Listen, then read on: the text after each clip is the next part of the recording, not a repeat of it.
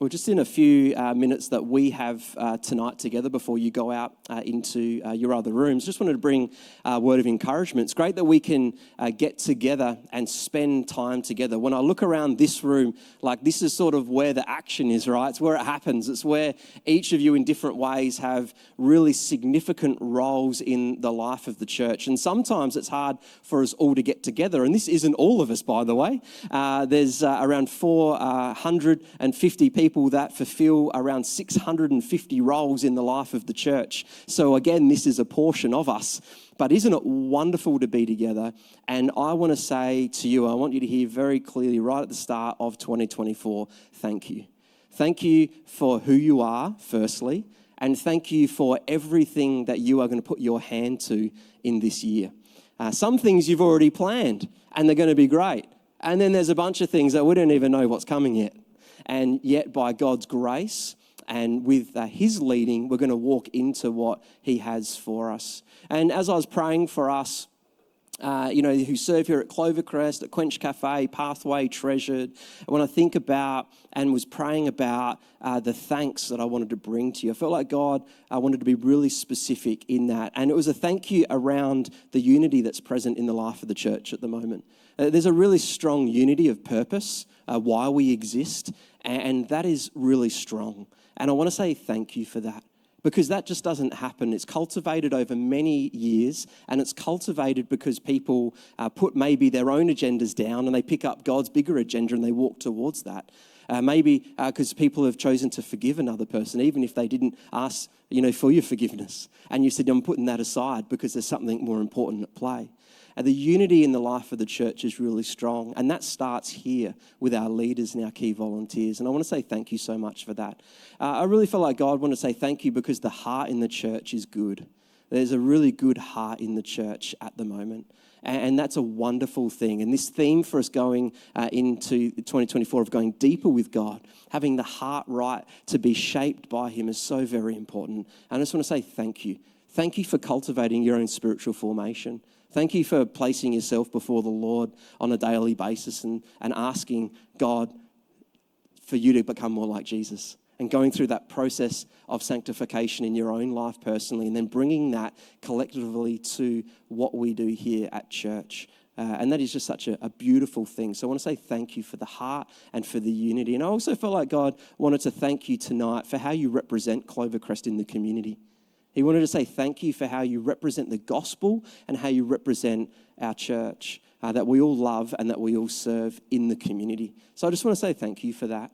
Thank you for going above and beyond. Many of you are unseen a lot of the time for that eternal reward in heaven that none of us will even know, but yet you serve and you toil and you keep serving. And that heart of generosity and how you represent us to the community, both here locally and abroad, is so very important. I don't know if you've realised, but being a kind of authentic follower of Jesus is getting harder in our society. It's getting much trickier as our nation gets more secularised. So being genuine in your faith and living out an authentic relationship with God and owning where you get it wrong and trying to each day get better, it is so very important. So I just wanted to start tonight by saying thank you, because I know that's who we are, and it's something that I'd love for us to remember and continue to walk towards as we go into 2024. I shared this morning around our theme for this year is going deeper. We had Mobbery, we had online, we had Gawler, and it all went well. Jason said it went well out of Gawler, worked well. We clapped you here, and apparently, Gawler, you clapped yourself, as well, which is great. So everyone got a clap, which is wonderful. We're happy that you're part of the family. And we're looking this year at how do we go deeper with God, growing in our intimacy with Jesus, and then living in an overflow from that with obedience. And how do we cultivate those deep roots? The picture that we had on the screen today of those deep roots going down. I just want to read a psalm to us and unpack that a little bit with us. Psalm 63 says this, says, "You, God, are my God. Earnestly I seek you. I thirst for you. My whole being longs for you in a dry and parched land where there is no water. I've seen you in the sanctuary and beheld your power and your glory. because your love is better than life. My lips will glorify you. I will praise you as long as I live, and in your name I will lift up my hands like we have tonight. I will be fully satisfied as the richest of foods. With singing lips, my mouth will praise you. On my bed, I will remember you. I'll think of you through the watches of the night. Because you are my help, I sing in the shadow of your wings. I cling to you. Your right hand upholds me. This is a psalm of David, and David wrote this psalm allegedly, as the commentaries would say, as he was on the run from King Saul, as he was trying to kill him. So he was writing from this place, and I love how he starts verse 1. You, God, are my God. Earnestly I seek you. I thirst for you. My whole being longs for you in a dry and parched land where there is no water. And when I think about what does it look like to go deeper, my first thought is going deeper means thirsting after God. And what David does here is he puts first things first. He says, what's most important is that we thirst after the things of God, that we long for the things of God. In 2027, a couple of mates and myself, we got together and we thought, it'd be really fun to run a marathon. 2017, what? 2027. That ain't happening. I'll give you the hot tip. With marathon running, they say you either get the bug or you're one and done. One and done. That's me. So in 2017, a few of us got together. There's Craig Hughes there, Ben Kilpatrick, and we said, hey, why don't we run a marathon? Seems like a great idea. We'd done a couple of half marathons before. Craig's here tonight. He's still walking, so he's all right. And we embarked on this training regime, which every Saturday we just kept running. And then during the week, we ran even more. There was this one Saturday morning, I did like 25 Ks in the morning. Then I had to rock up to the Botanic Gardens and officiate a wedding. I could hardly feel my legs. They were burning. And the sun was beating down on me. I was like, oh, this could be a bad wedding. But we got through the training, and then we embarked on a trip to Melbourne. And we thought, it'd be cool if we gave it some meaning. Let's run for something. So we decided to run for Pathway. And we said, let's see if we can raise $10,000 for Pathway. And in the end, I think we raised over that, Craig, didn't we? We got, I think, close to 12. And we raised some funds for Pathway because people just felt so sorry for us that we were going to do this. And then some were like, well, what do you pay back if you don't make it, And we needed something. Someone told me who runs marathons, they said, you need a reason. So I was like, running for Pathway. That's what we're doing. So we got into the run, and I had Michelle's cousin who lived over in Melbourne at the time, and he said, I'll be your water guy. And I was like, awesome. But he was so good. His name's Brett, and he rode his bike around near me, and he just kind of kept giving me water.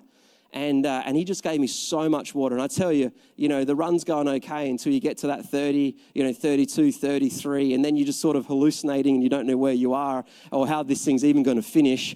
You get to 37, 38, 39. I remember you running really close to the MCG, and this guy looked at me and he said, 2 more corners.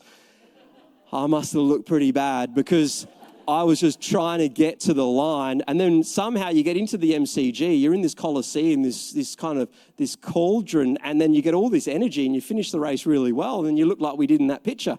But that picture is not what we felt like in terms of the run. But it's interesting, what do we thirst for? And when do we need water? And who is it that's helping us along the way? I couldn't have finished that marathon if Brett wasn't there, if I wasn't getting that constant water. And without that water, I was absolutely had it. And I love how David starts this psalm where he says, you, God, are my God. Earnestly I seek you. I thirst for you, and my whole being longs for you in a dry and parched land where there is no water. If we want to be people who go deeper with God this year, as the leaders and the culture setters here at Clovie, then my encouragement is that we thirst after God. You know what it feels like to be thirsty. We all do. But let's thirst after the things of God. Let's long ourselves after God's will and after his ways. And then David, in this psalm, he talks about the fact that he said, he's seen you in the sanctuary and beheld your power and glory. And in verse 3, because your love is better than life. My lips will glorify you. David says he's seen God in the sanctuary. He's seen him in worship. He's been made real to him. He praises him. And then he also, later in the psalm, he says, on his bed he remembers him. So both in worship and in the everyday, in all areas of our lives, we can build these deep roots down with God. But then in verse 3 says, God, your love is better than life. And the Hebrew word here for love is hesed. And hesed means kindness, steadfast, faithfulness, and goodness. And what he's saying, he said, God, your kindness, God, your steadfastness, God, your faithfulness, God, your goodness, he's wrapping love into that, is better than life. And he knows if life's going well or if he's struggling, if things are going in a great direction or if he's running away from King Saul who's trying to kill him. He knows that God's love is better than life. And I know there'll be times this year for us that will be great and we'll feel like we're flying. And there's going to be other times that we're going to be struggling and there's going to be challenges. You might have already this year, you come to this night with challenge in your world. You need to know in your heart as we build down deep roots that God's love is better than life, that his faithfulness, that his steadfastness, that his kindness is better than life itself. And he invites us to turn ourselves to him. And that is simply my encouragement for us tonight, as the ones who set the culture, as the ones who set the tone, as the ones who in many ways walk out the mission of God first here at Clovie. My encouragement to us is to thirst after the things of God. As we go deeper, thirst after those things of God in your personal life. And I know for all of us in the room, it's going to look different. And we're all on different journeys with God. But thirst after those things of God. Put your quench into the things of God. Long after him. And then secondly, understand that his love is better than life.